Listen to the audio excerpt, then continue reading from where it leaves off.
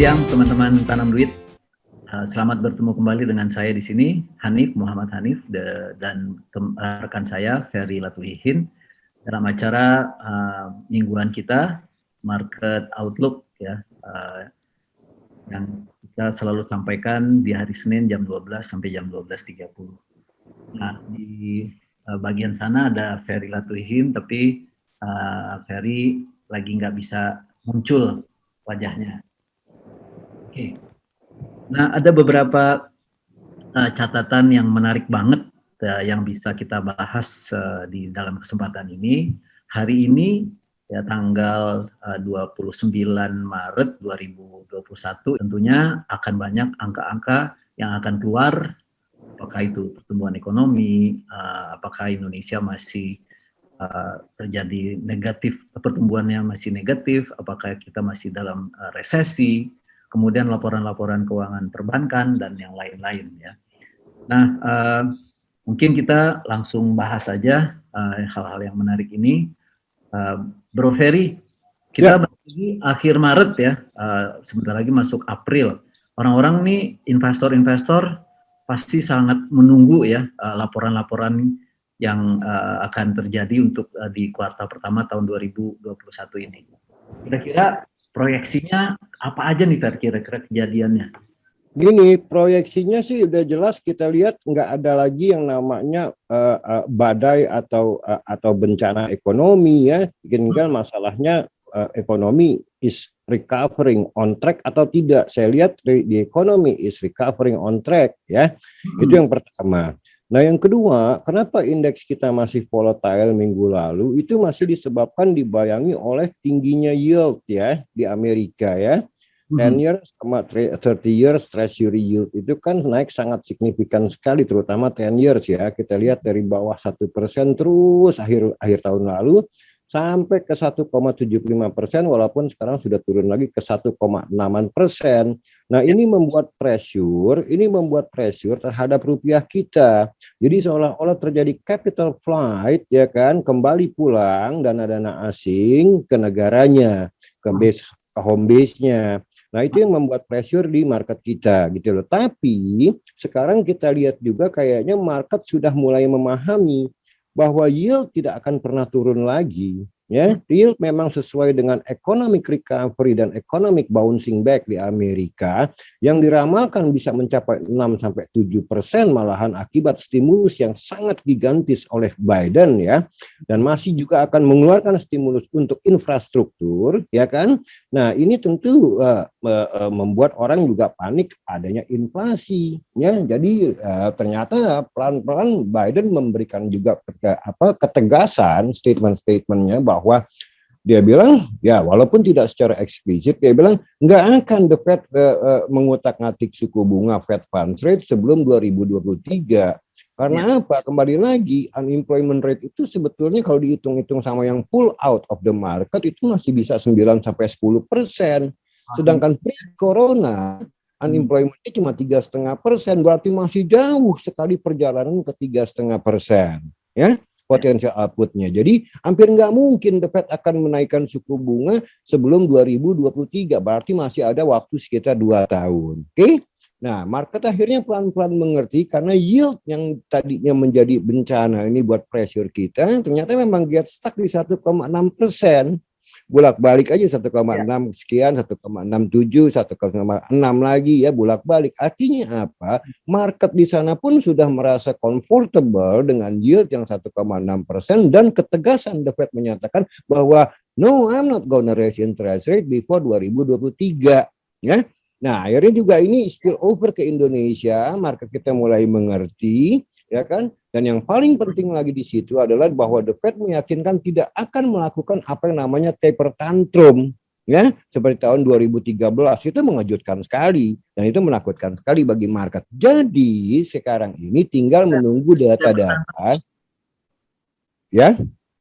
Sorry, taper tantrum tuh maksudnya uangnya ditarik kembali gitu ya, ada kontraksi Iya, gitu melakukan tight money, menaikkan suku bunga sangat cepat, Fed funds rate, sehingga likuiditas yang ada di pasar terserap kembali lagi ke kasnya The Fed ya. Nah ini yang paling ditakutkan oleh market. The Fed bilang, Powell bilang itu nggak akan mungkin walaupun tidak secara eksplisit ya. Karena unemployment rate kita ini masih 9-10% sebetulnya. Ya pre-corona cuma 3,5%. Jadi a long way to go. Nah di sudut lain juga yang bagus adalah bahwa Biden akan menyuntik lagi dari 1,9 triliun, masih ada sekitar 900 miliar lagi akan disuntikan ke market. Makanya Dow Jones itu kuat sekali Wall Street. Ya. Nah, setelah itu, the next fase bagi Biden adalah bagaimana mengeluarkan uang atau printing money the Fed untuk membangun infrastruktur. Sebab tanpa infrastruktur dibangun, artinya uang beredar begitu banyak, tapi asetnya nggak ada, bos. Ya, ini menyebabkan inflasi, ya. Nah, oleh karena itu sebetulnya ini tahun yang sangat panjang sekali bagi market, tapi satu poin yang harus ditekankan, yang harus diwaspadai, yang harus diingat oleh market adalah bahwa bottom itu udah nggak ada.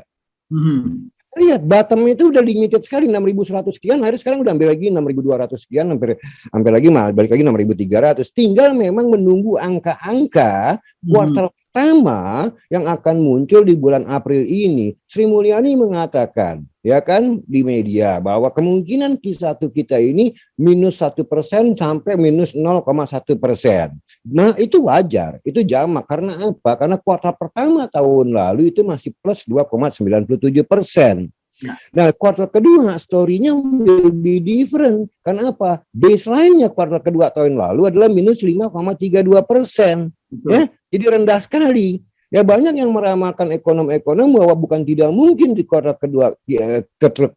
kedua ini pertumbuhan ekonomi kita itu bisa mencapai 7%, termasuk Khatib Basri juga yang bilang begitu kalau nggak salah ya.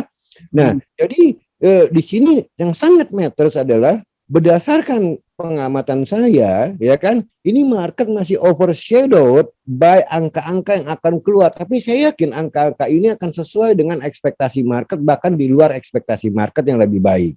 Ya.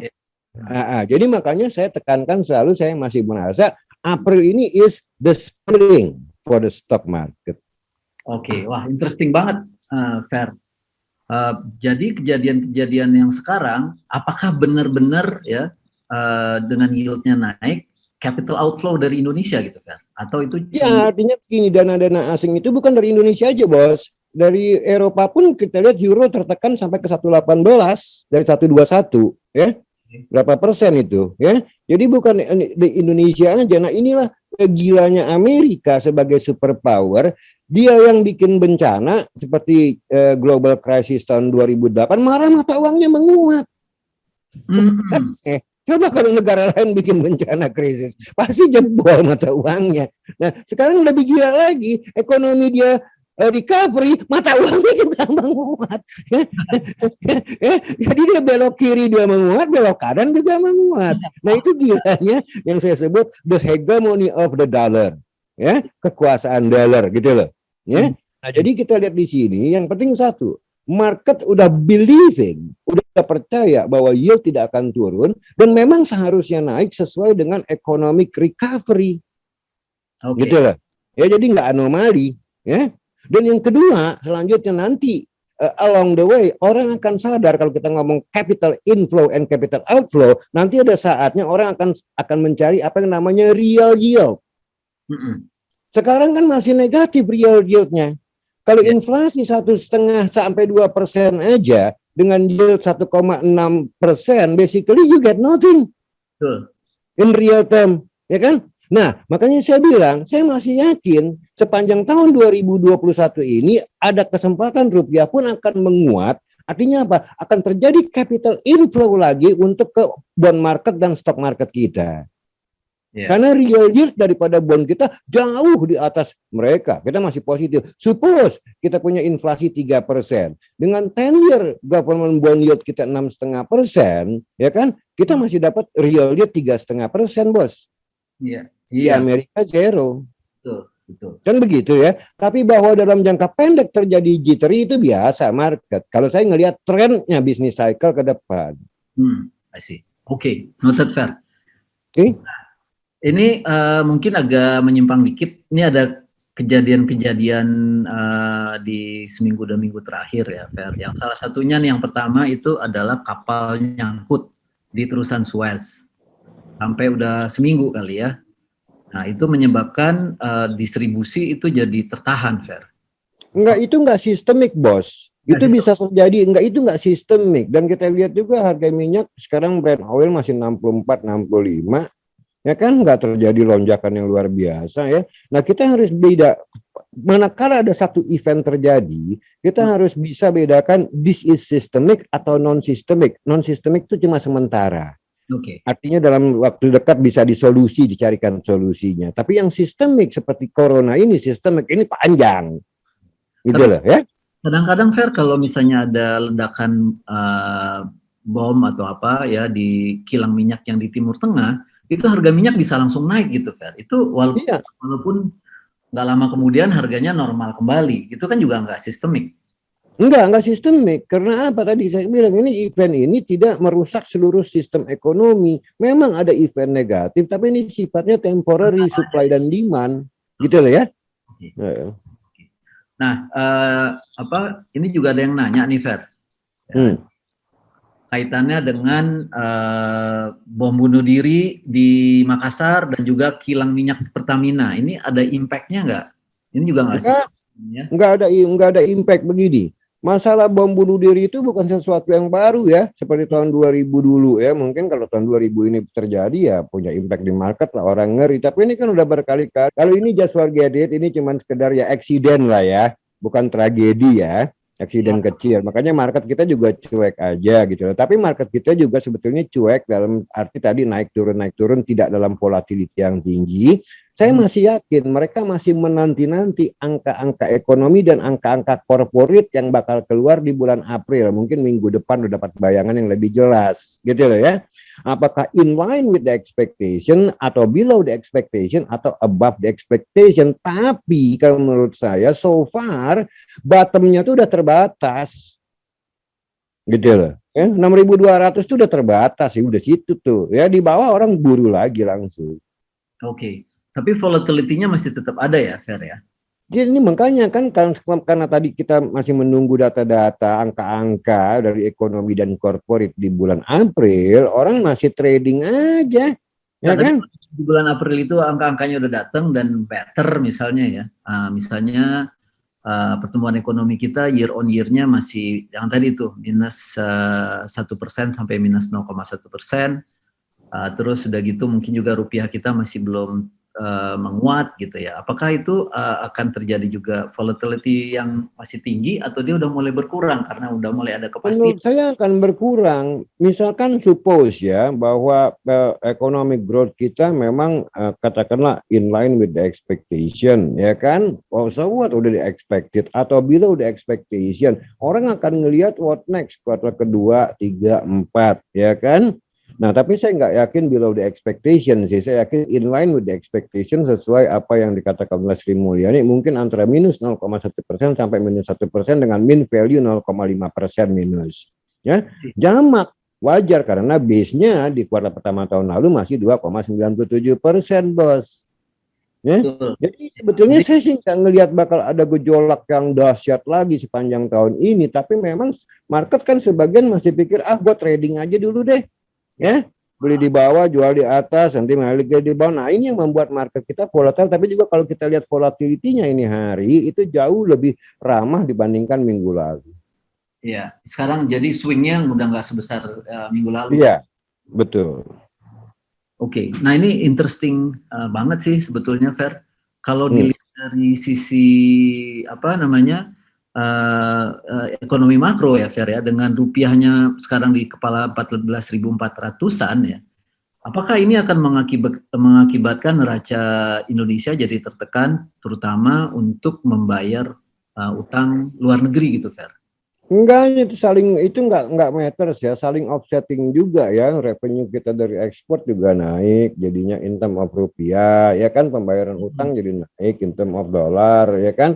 Nah, jadi ini sebetulnya saling offsetting. Dan yang paling penting dari kacamata ekonomi itu kita harus belajar apakah this is long lasting sustainable atau temporary shock. Ya. Gitu lah ya. Nah, kalau saya melihat ini temporary shock karena tadi yield yang terus naik kencang sekali dari bawah 1% menjadi 1,7,5%, ya kan? Nah, ini temporary shock. Yield nggak akan naik terus dari 1,6 lantas besok jadi 2, 3, 4, 5. Enggak begitu juga, gitu loh. Jadi nggak sustainable juga. Saya masih yakin tahun ini rupiah masih bisa menguat, mungkin ke bawah 14.000. Oke. Karena tadi yield differential in the real term. Oke. Jadi dia akan mereda gitu ya, Fer ya? Iya, dia akan turun. Saya yakin banget, ya kan? Setiap kali saya ramal biasanya sih nggak meleset ya. Saya yakin dolar akan turun lagi ke 14.000 bahkan lower. Ya, oke. Nah ini yang lainnya, Fer ya, juga tentang utang Indonesia. Utang Indonesia ini kan ada sebagian orang yang bilang Indonesia utangnya makin bengkak gitu.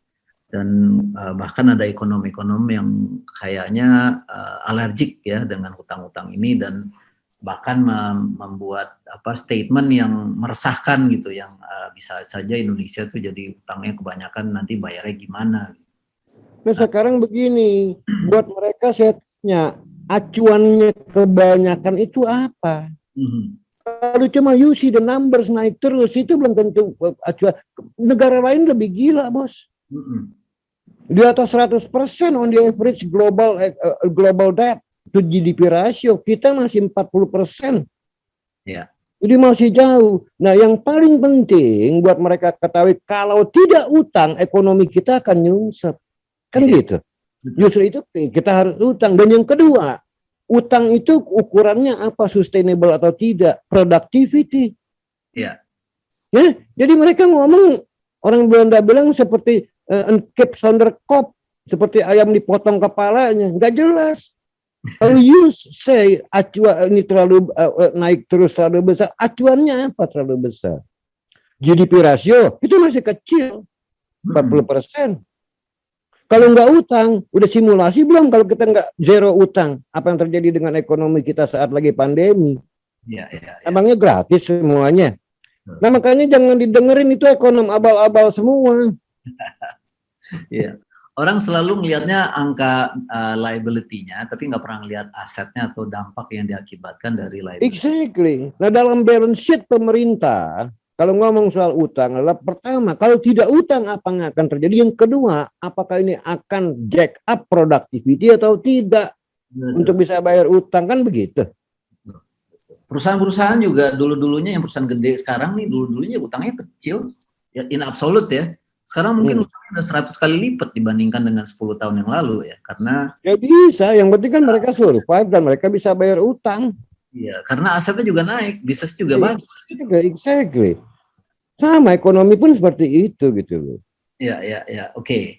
Fairnya ada yang lagi nanya nih, bagaimana perkembangan hubungan Amerika-Cina, bagaimana depan dan apa dampaknya pada perekonomian nasional Indonesia? Mungkin maksudnya trade war ini masih akan berlangsung terus atau enggak sih?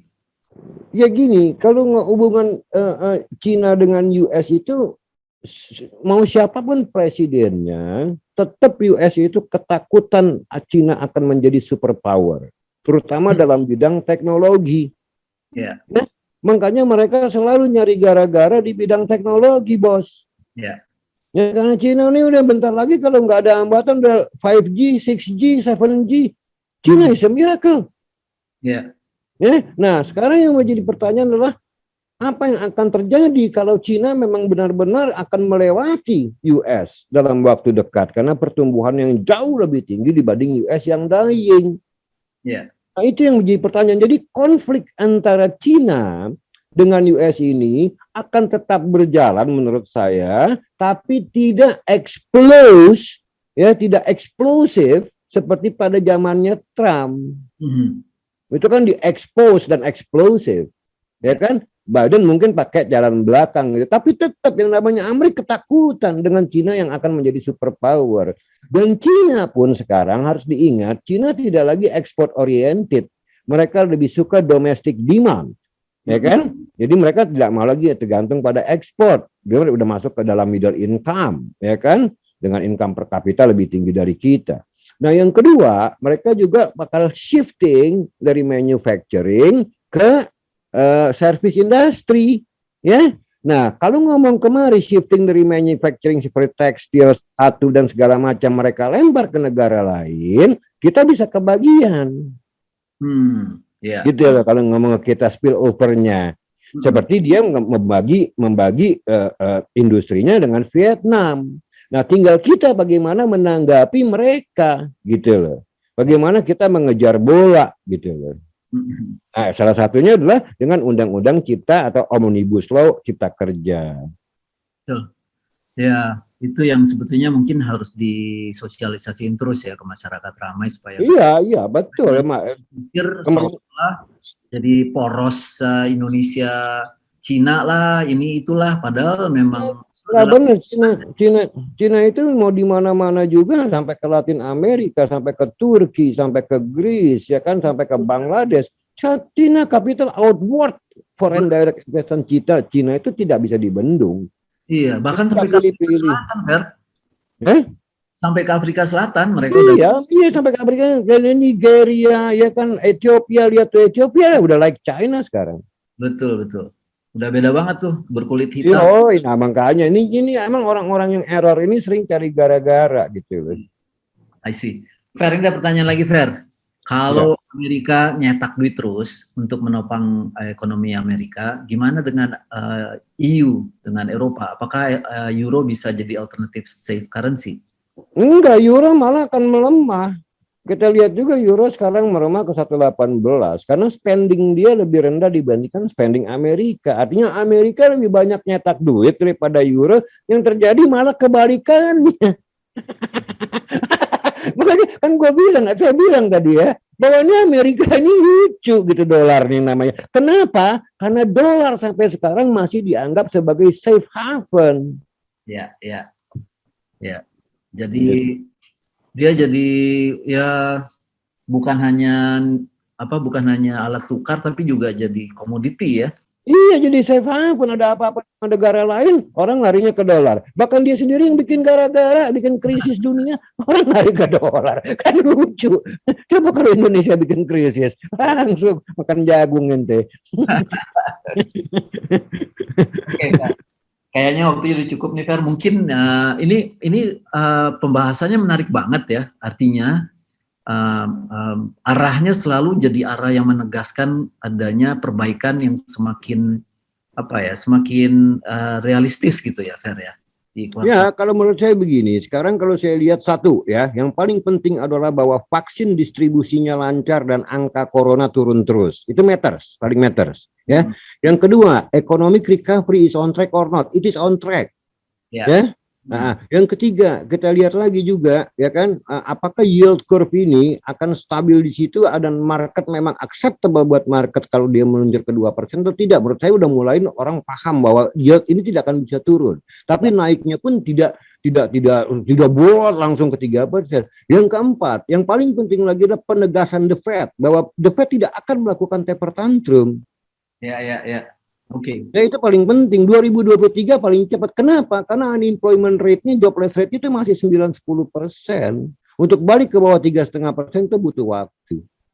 Oke. Impact-nya ke market kita, jadi yang kita pernah obrolin ya bahwa indeks 7.000 itu bisa kemungkinan di kuartal ketiga instead of di Ya, saya masih yakin seperti tahun lalu orang ngeledekin saya indeks jatuh hancur-hancuran ke bawah 5.000. Saya bilang 6.000 akhir tahun. Orang pada ketawa dan ternyata nggak meleset 6.000. Ya saya bisa aja meleset, tapi so far saya masih yakin di kuartal ketiga, kalau kuartal pertama ini oke, in line with expectation, kuartal kedua bisa 7% karena menebus kekalahan di kuartal kedua tahun lalu minus 5,32%. Di sini bisa terjadi eufori, bos. Iya.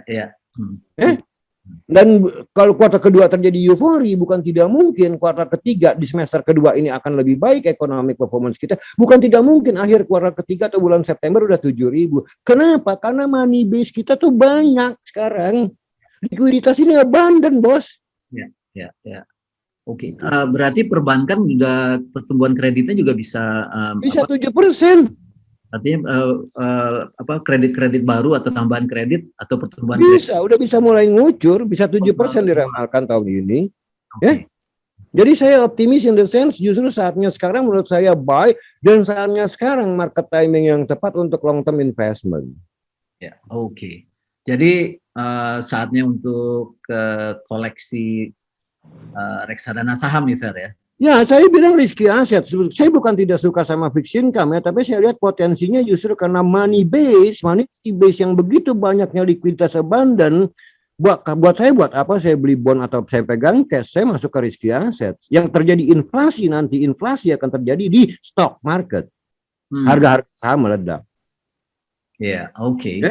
Jadi saya pikir ini saat yang tepat kalau ngomong sampai 2030, malah saatnya yang tepat kalau memang mau saving yang benar, tiap bulan ya masuk aja ke indeks saham. Betul. And you hold it, riding the business cycle, gitu loh. Noted. Wah, clear dan very strong sih ininya Fer. Ya, saya nggak ragu-ragu kalau saya bikin statement. Ya. Sip, saya rasa itu mungkin terakhir kali Fer ya. Udah saatnya kita ini. Mohon maaf kalau ada teman-teman yang masih yang bertanya ya. Ada satu lagi mau nanya tuh. Ya. One last question ya, jangan nanya lagi. Ini pertanyaannya gini, dengan terbentuknya holding baterai oleh pemerintah, bagaimana prospek ke depan untuk industri-industri terkait dengan holding tersebut? Bagus. Banyak orang yang belum jelas mengenai SWF ini akan invest di mana. Saya yakin mereka akan invest di commercial infrastructure seperti kawasan-kawasan industri, ya pelabuhan, bandara, air minum, listrik. Bukan public services seperti WC umum. Enggak Fer, ini justru bukan yang SWF-nya, tapi kan minggu lalu baru diumumkan Indonesia membuat perusahaan untuk baterai, Fer. Oh, baterai. Kalau untuk baterai is good. Ya kan, karena memang kan menuju ke sana nanti arahnya, ya kan? Ya, jadi semua nanti mobil apa aja ya, motor ya kan, mungkin becak juga semua pakai baterai. Jadi udah ini teknologi. Ya, ini teknologi driven, Bos. Jadi nggak bisa enggak. Kayaknya pandemi itu justru sebetulnya turn around itu impact. Itu game changer banget ya, game changer. Jadi ada seperti saya bilang, ini sebetulnya nih pandemi ini bukan bencana tapi blessing in disguise. Ya, jadi game changer. Bisa juga nanti terjadi relokasi dari supply chain yang terputus, relokasi industri dari negara-negara lain terutama Cina, Jepang, Taiwan ke Indonesia itu mungkin lebih banyak. Betul. Wah, keren banget nih Fer. Sebetulnya harus buat orang-orang Indonesia ya. Ini saatnya untuk bisa akumulasi untuk investasi rutin ya, jangan sampai ketinggalan. Ya, makanya saya bilang riding the business cycle dan economic outlook 10 tahun ke depan. Saya berani mengatakan tiap bulan sebagian gaji saya taruh di risky asset di index fund. Iya, great. Oke Fer, waktu sudah habis. Teman-teman. Kita harus akhiri, thank you ya Fer. Kita harus akhiri. Thank you. Bye-bye. Market outlook kita kali ini, mudah-mudahan yang bermanfaat untuk teman-teman semua. Sampai ketemu lagi di minggu yang akan datang. Ciao.